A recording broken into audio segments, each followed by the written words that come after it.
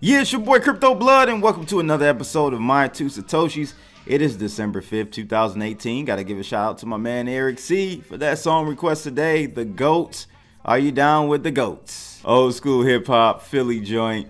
Never heard of him, but sounds good, man. It definitely sounds real 90-ish. He's got some, they spin some bars though. But I hope you guys are doing well today. I know it's tough, man. It's tough to hang in there if you're hodling. If you're just a hodler, you're hurting right now. You're definitely hurting, but you know, got to look at the big picture. If you believe in the tech is not going anywhere, regardless of the price. To be honest with you, you know, we don't know where the market's true equilibrium is for Bitcoin. You know, what if it is $1,000? What if it is $1,500? You know, would you still embrace the technology? Does that change the usefulness of the technology? Absolutely not. So, you know, it's kind of hard to think that way when you've lost a lot of money, but that's the truth. You know, it's a great, cheap remittance network, decentralized remittance network. You know, I'm talking about Bitcoin in particular. And it was funny because I was thinking about how could you derive the proper valuation for Bitcoin, and I started going through my mind. I'm like, you know, I think theoretically I know how you would be able to do it, but I'm just not smart enough or knowledgeable enough to actually build the actual financial analysis. I need a financial engineer. Maybe we can team up. Any of you financial engineers out there, hit me up, because I have a way I think you can come to a fair value for Bitcoin. And it has to do with basically starting with what the global remittance network or industry is valued at. So your Western Unions, your MoneyGrams, all of those kind of get a feel for what their value is, maybe market cap wise, and start to derive back your way into a price for Bitcoin. There's some other key points too. You know, there are only 21 million tokens, so that would have to be added in there. But anyway, I'm rambling on. I was just thinking about that in the shower yesterday. Like, how could I come up with the actual future present value of Bitcoin? Like, I think that's a way. I just don't know how to do it. So today we're going to be talking about Grayscale. I don't know if you heard of this. Shout out to my man Gaston Cruz on Twitter. He dropped this on Twitter earlier. They're now one of the biggest owners of Bitcoin. They own like 1%, over 1% of the circulating supply of Bitcoin. We're going to take a look at that. What implications does this have? I was thinking like, man, where the hell would we be if they weren't buying? If that's the case. But I guess you could look at it two ways. The second article is going to be a little shilling going on. Well, I'm shilling a coin I don't own, don't know anything about. I think I've heard of Factom, but we're going to look at Factom. It's been on a surge for like the last month. So we're going to take a look at that. I think they're up like 300%. So that kind of caught my eye. So I definitely want to know what the hell is going on with Factom. I've heard of it, but just never looked into it. So let's go ahead and take a look at this market cap really quickly. We're currently at $121 billion. Bitcoin's dominance is at 54%. That's not looking good for sentiment. As I told you guys yesterday in the markets, the higher the Bitcoin dominance percentage goes, the bearish the overall cryptocurrency markets are. It's like Bitcoin is a flight to safety within the crypto space. Not in the financial space yet. Maybe one day. If it was a flight to safety in the finance traditional markets, boy, we would be much higher than where we are right now. So let's go ahead and take a look at that chart, because you see the detail here with what's going on with the top 10, 20 coins here. Just pretty much red. Binance doing well. That's one I hold as well. It's been holding up better than most. That's for sure, but it's still taking a tanking overall in the last 2-3 months. But last 7 days is up 11.5%. So let's take a look at this chart, see where we are with things. As you can see, we are still short. That's where we went short there. If people are wondering, that's our stop loss line right there. Very far from the entry point at this point.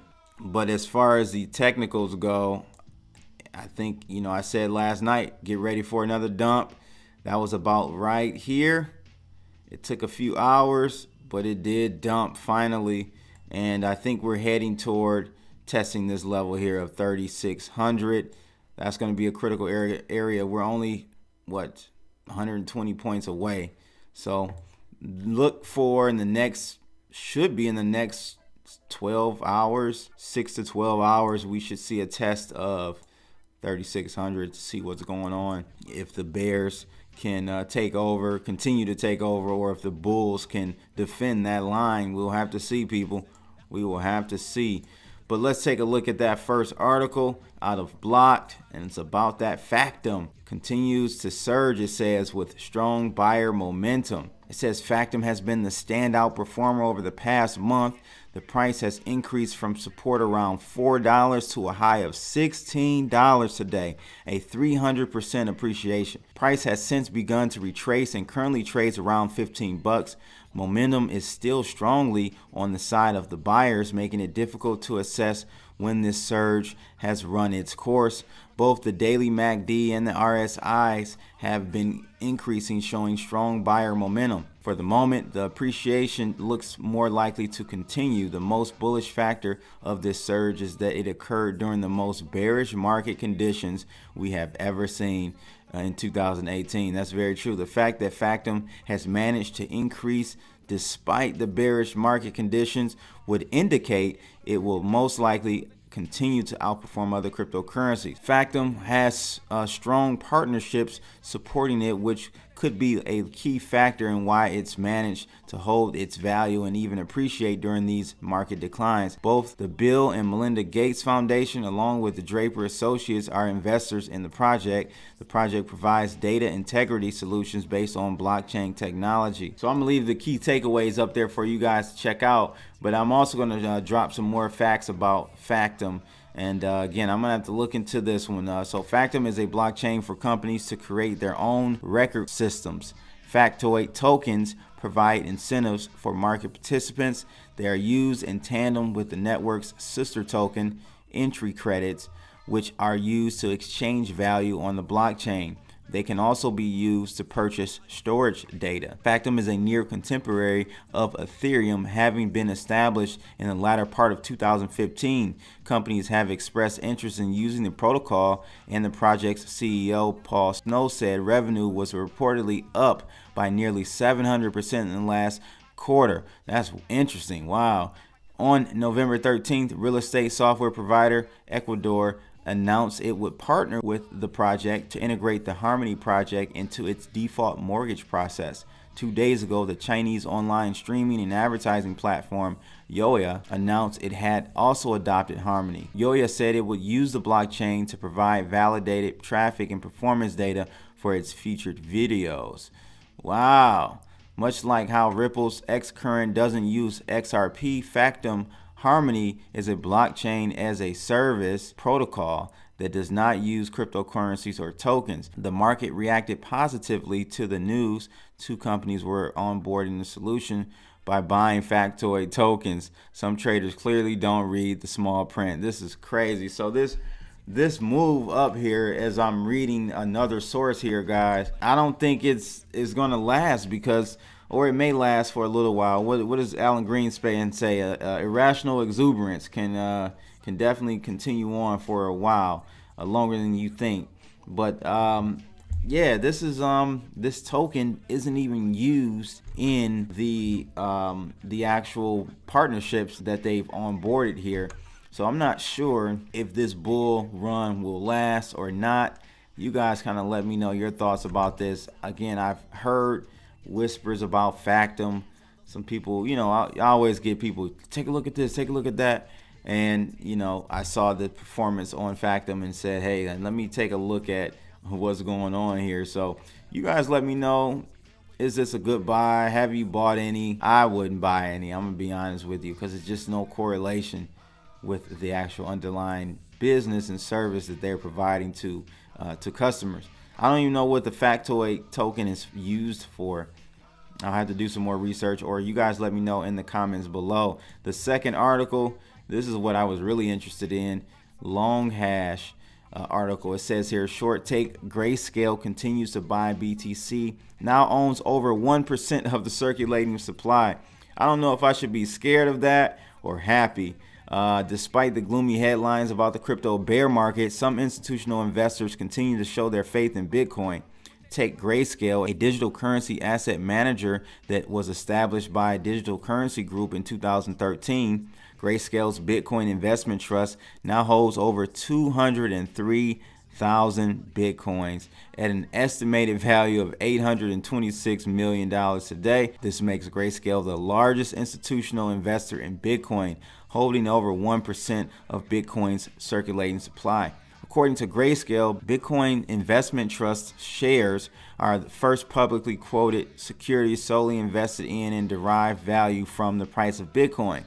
Grayscale has continued to add to their Bitcoin position each month of 2018, despite the downtrend in Bitcoin's price.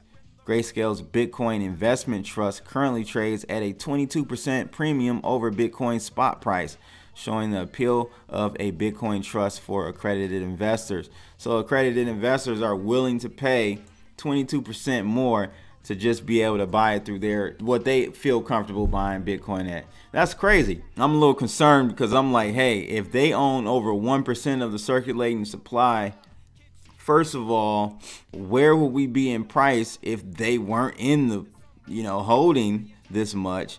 And is there a point where they would capitulate? Is there a point where they would actually want to sell some of their portfolio and rebalance things on their end? That's a lot of Bitcoin to be holding. They probably wouldn't sell it over exchanges, maybe OTC, but I don't know. You guys let me know. Is this a positive for you, or is this something you're concerned about to see that one company owns 1% of the circulating supply of a cryptocurrency, the biggest cryptocurrency? I don't think it's I'm not concerned with it from a centralized standpoint, because that's not centralized.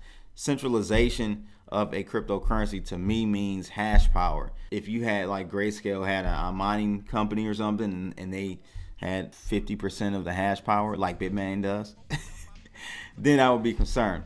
But they don't. It's just they hold a lot of Bitcoin. I just want to know if that's a positive or a negative in this bear market for you guys. They've been accumulating since 2013, so they've been getting it cheaply. So I don't know what their dollar cost average is. I don't know where that price is. But yeah, I thought that was interesting, and I definitely want to know what you guys feel about that. But that's pretty much it for December 5th, 2018. Give a shout out again to my man Eric C for that song request. Make sure you guys like, share, and subscribe. Click that bell as well. It's your boy Crypto Blood, and I'm out of here. Holla!